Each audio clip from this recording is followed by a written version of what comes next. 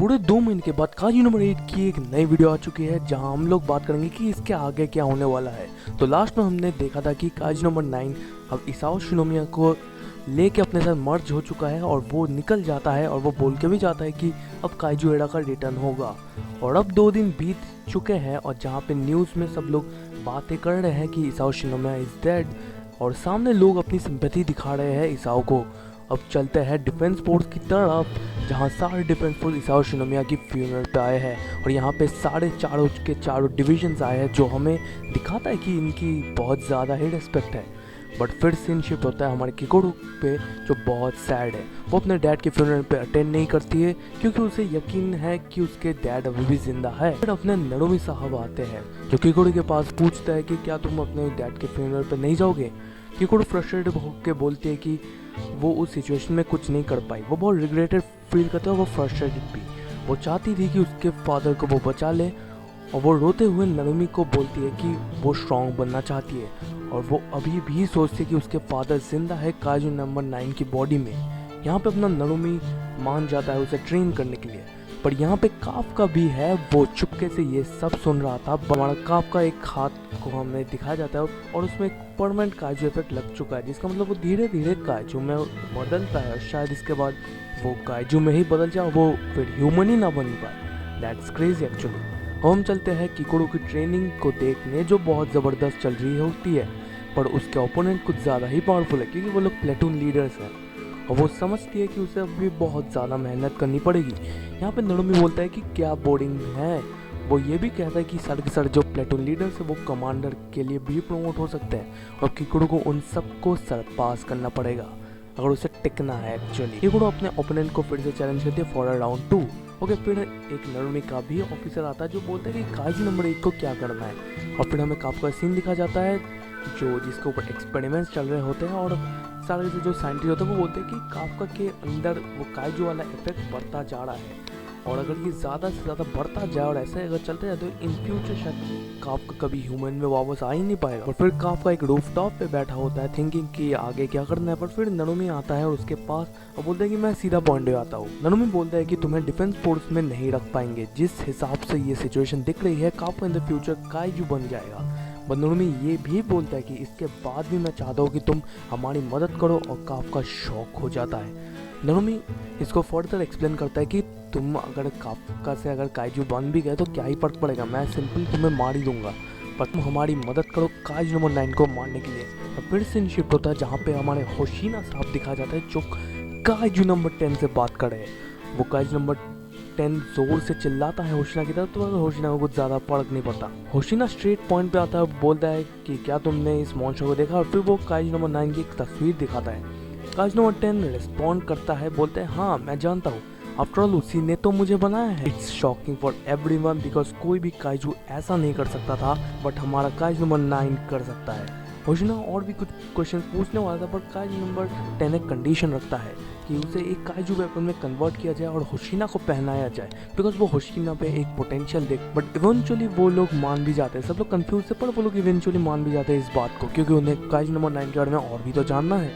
उसके बाद scene shift होता है हमारे काफका किकोरी पे जो उन लोगों को पता चलता है कि होशिना आ रहा है फर्स्ट डिवीजन में। हमने जो काफका और किकोरी ये लोग फर्स्ट डिवीजन में है अभी वहीं पे ट्रेन कर रहे थे पर होशिना आया है एक मीटिंग के लिए और काफका चाहता भी था कि वो होशिना से थोड़ा माफ़ी मांग ले क्योंकि वो अपनी आइडेंटिटी छुपा के रखा था। बट हमें एक और चीज़ रिवील होती है, फर्स्ट डिवीजन और थर्ड डिवीजन में बहुत तगड़ी राइवलरी है और जब ये मिलते हैं तो माहौल तो गर्म होगा ही।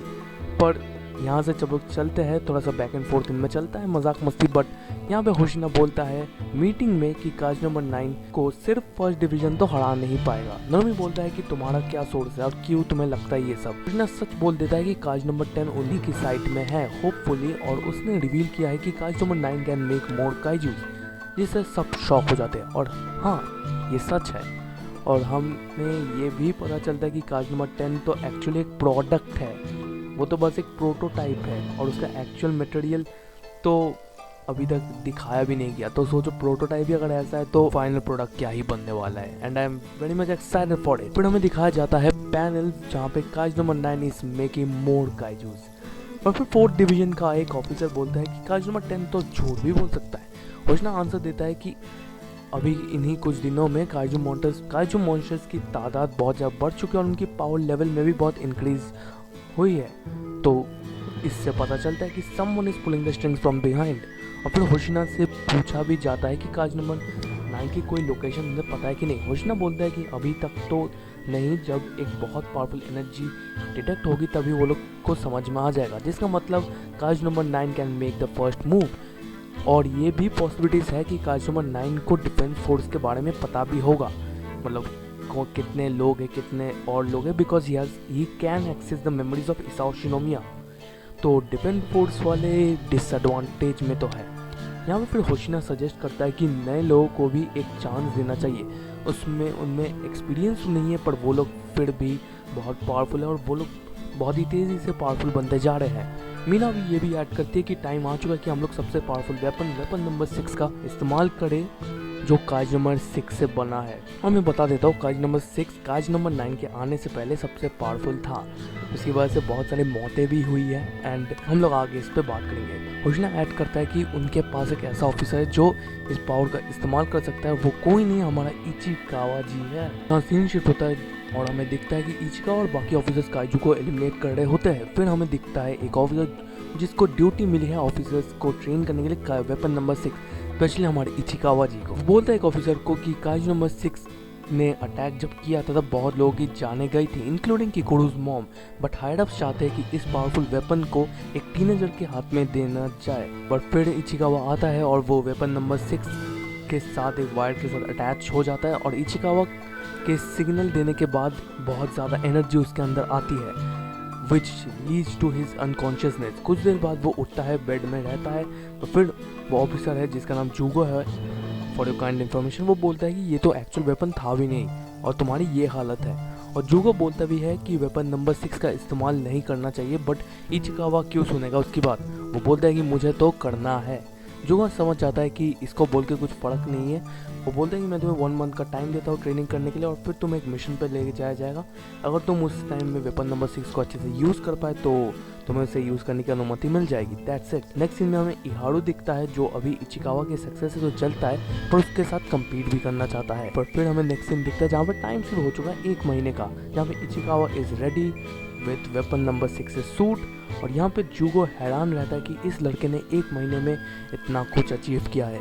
और फिर इचिकावा निकलता है दूसरे काइजू को मारने। जूगो जाता है काइजू को मारने बट थोड़ा सा रुक जाता है क्योंकि उसके सूट में आइस की पावर्स है, बट इहारू उसे बचा लेता है और इचिकावा दोनों फिर से रेडी हो जाते हैं और पीछे से एक काइजू अटैक करता है। बट इस बार अपना इचिकावा अटैक करता है विद अ ह्यूज ब्लास्ट। जो दिखता है ये kaiju weapon they are too damn powerful. इहारू देख के पूरा शॉक हो जाता है। फिर इचिकावा एक पेड़ पे चढ़ जाता है और अपनी सूट की आइस पावर्स से अपनी फुटिंग को जमाए रखता है जिससे वो स्टेबल हो जाए और फिर वो अपनी गन की मदद से बाकी काइजूस को ब्लास्ट अवे करता है।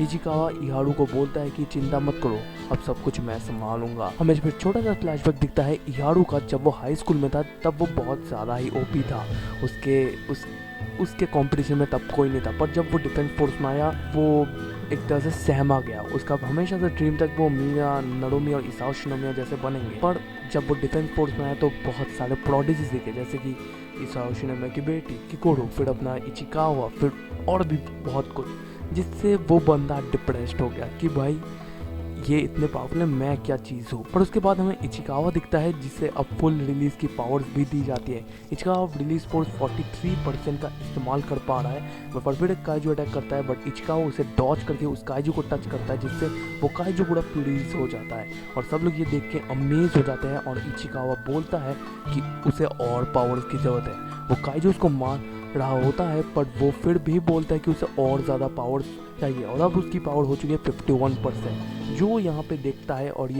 वो देखता है कि एक काइजू वहाँ पे ट्रांसफॉर्म हो रहा है। इचिकावा सोचता है कि अगर वो और स्ट्रांग होता तो काफका को वो बचा सकता था और अगर वो स्ट्रांग होता तो इहारू को भी ज़्यादा छोटे नहीं लगते, इसलिए उसे अभी और भी ज़्यादा स्ट्रांग होना है।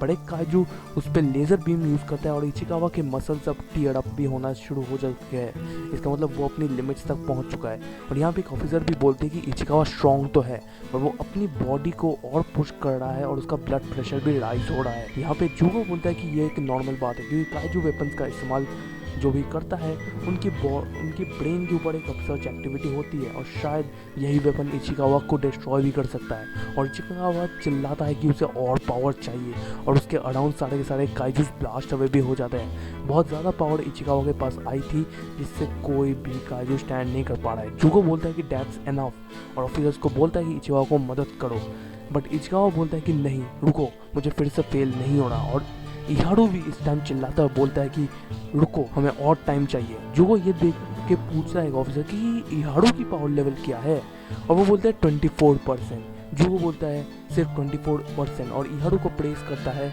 अपने मन में। और लास्ट में इहारू आता है इचिकावा के पास और बोलता है कि यू कैन डू इट। और यहाँ पे अपना चैप्टर ख़त्म हो जाता है और वीडियो भी ख़त्म हो जाता है। तो हाँ, मिलते हैं अगली वीडियो में, तब तक के लिए गुड बाय।